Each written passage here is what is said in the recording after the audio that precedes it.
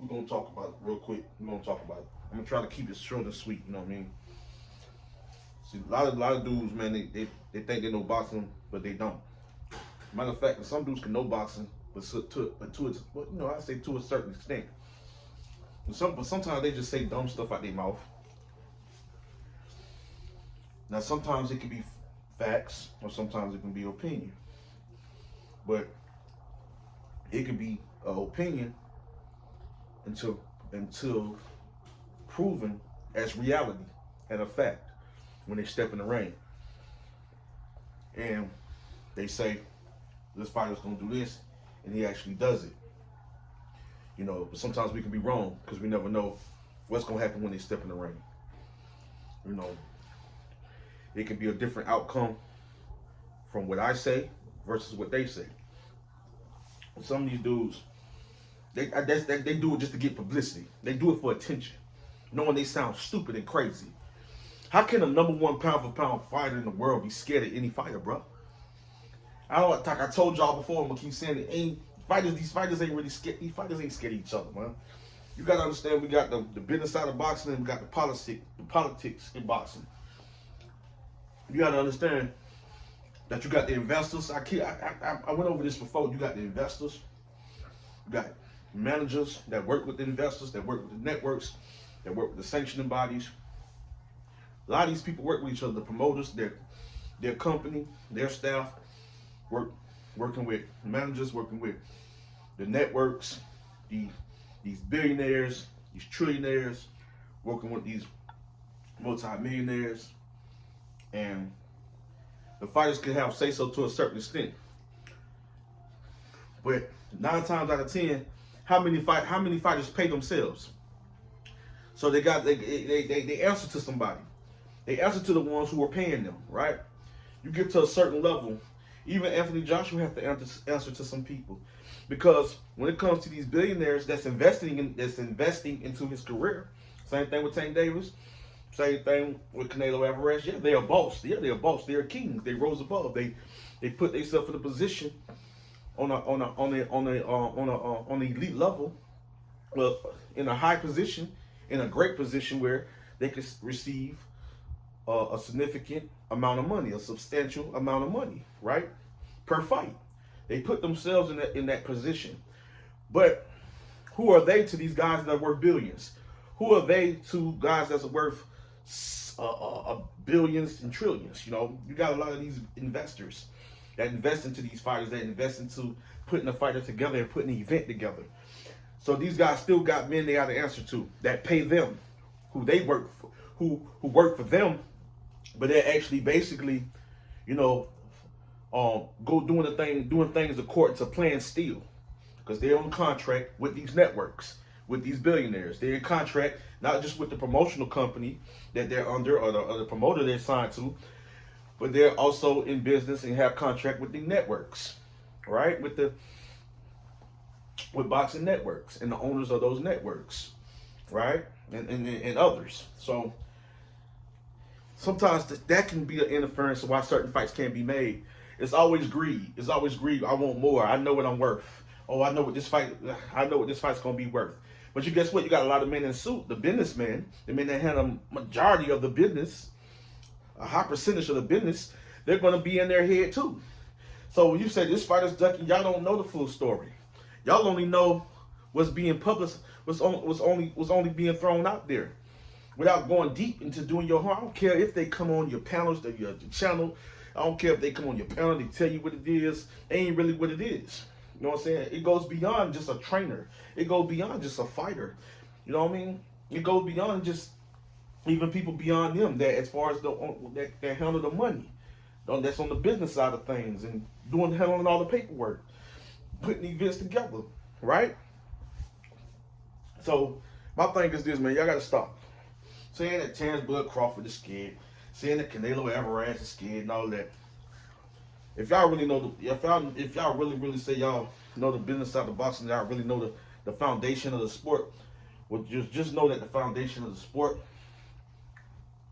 it most definitely would be the men that have always been putting the events together.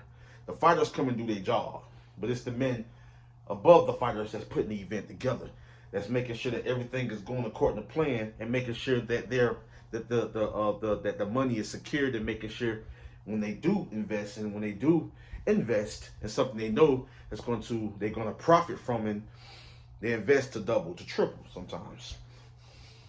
These are the men that pay the fighter, right? The fighters. Quite a few within that circle involved. For the say that the fighters is ducking, y'all don't know no better. Crawford, you saying Crawford scared of Boots? I love Boots. Boots is a great fighter. I just know that y'all want attention, man. Y'all seeking attention. Y'all know Crawford ain't scared of no Boots, man. Boots respect Crawford. Boots look up to Crawford. Boots look up to Spence and Crawford, the fighters of that caliber. He respect them, and he know that they are not scared of him. He know that they will step to him. He know that it's a process that you have to go through to be put on a certain level. That's why Boots know that he had to go out there and execute and destroy some pretty solid fighters. Have yet to fight fighters on the level of a Crawford and fighters on the level of a Earl Spence. And in the day, he's in a position because he's doing things the right way when it comes to be put in position when it comes to the ranking, and being positioned to be number one contender, mandatory, or he's doing everything the right way. He's doing everything that he needs to do, and he's also doing everything he's told to do. He have say so. Yes, they do. They have every right to ask for this and ask for that. But ask me this though. Why certain fighters had to fight their way out of the contract, or wait till the contract expired for them to escape? Why? Because they couldn't get the fights they wanted. They couldn't get certain fights they wanted, right? Canelo, Floyd. I can go back to from Floyd Mayweather, Oscar De La Hoya, Sugar Shane Mosley, Terence Crawford, Manny Pacquiao. I can name so many fighters within the generations, right? Within the generations. Plenty of fighters left because they couldn't get the fight they were looking for. They want to prove themselves to be the best. And their resume speaks highly of that. They about legacy when the money starts to get bigger and bigger and they grow.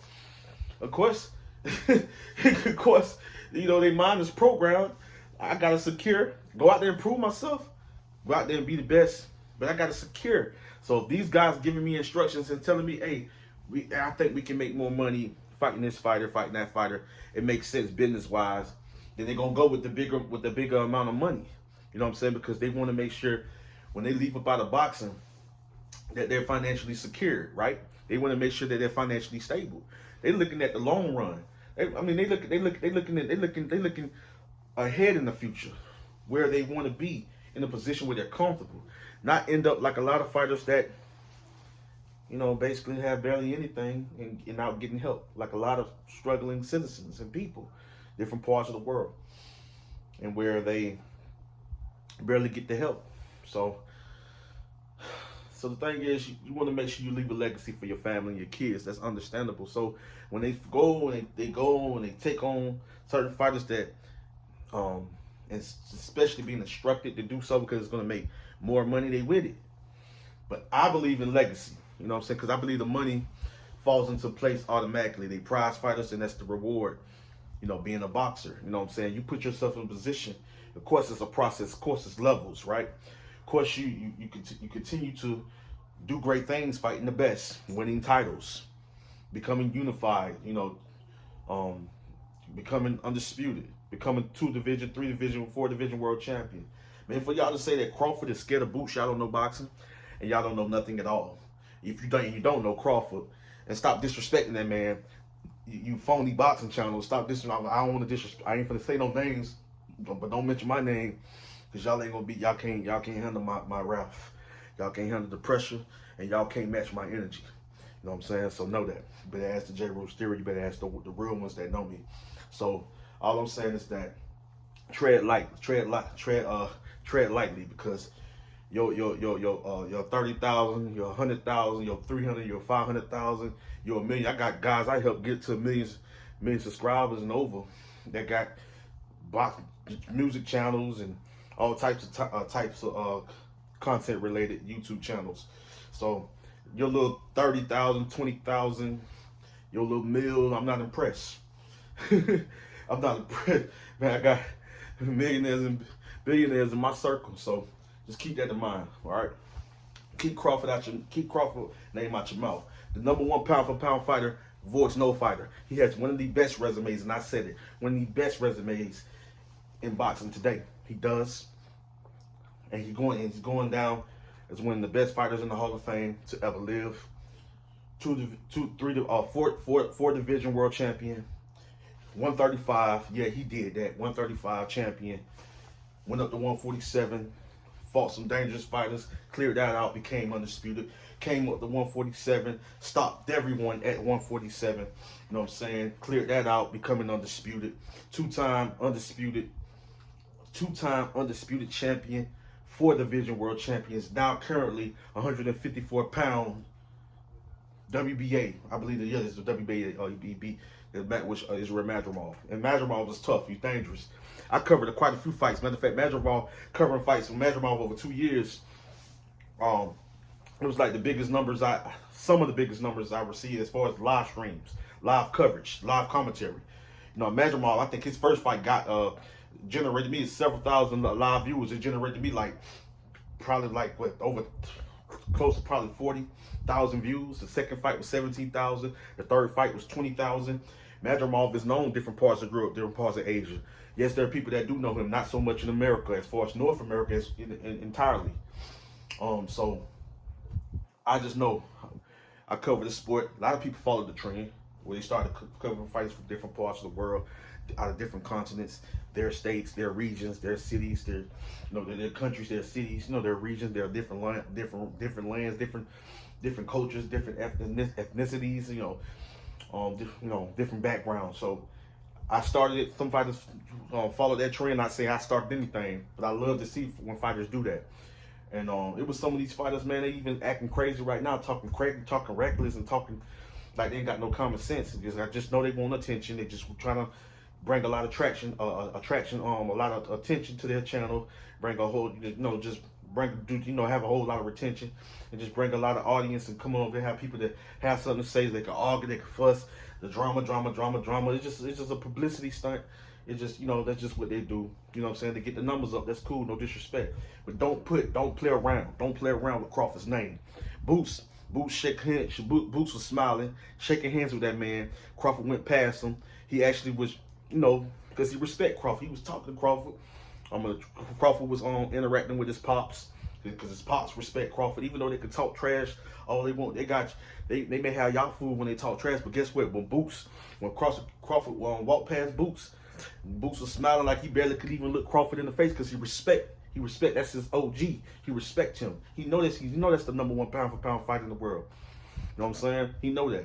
He respect him. You know what I'm saying? And Crawford respect Boots, because he respect Boots as a great fighter too, highly skilled fighter. But it's still yet to be determined if he is that guy. You know what I'm saying? To become that future #1 pound for pound, or the top 5 at least pound for pound. You know what I'm saying? But he know Crawford gonna play. Boots know that. Y'all don't know nothing. Boots know that. So that's why he was smiling, you know what I'm saying? Shaking hands with the legend. You know what I'm saying? His pictures and stuff all the time like that. You know what I'm saying? My people's on the inside let me know things. And so, yeah, he respect Crawford. He respect Crawford. Boots know what time it is. When they fight, it's a great fight. But I know right now, Crawford gonna stop Boots. You don't have to see it my way. I could be wrong, I could be right. But I know, I just know that I'm a specialist when it comes to this, right? More predictions right than wrong. So I just know, I just see it. You know what I'm saying? I just see it. Fight him now, Crawford edges that. Unanimous decision possibility. Yeah, Boots has what it takes to beat Crawford. But at this moment, Crawford ain't gonna get it to him. He's just slightly on another level. And if they ever fight, you'll see. You'll see. You know what I'm saying? Put some respect on Crawford's name, though.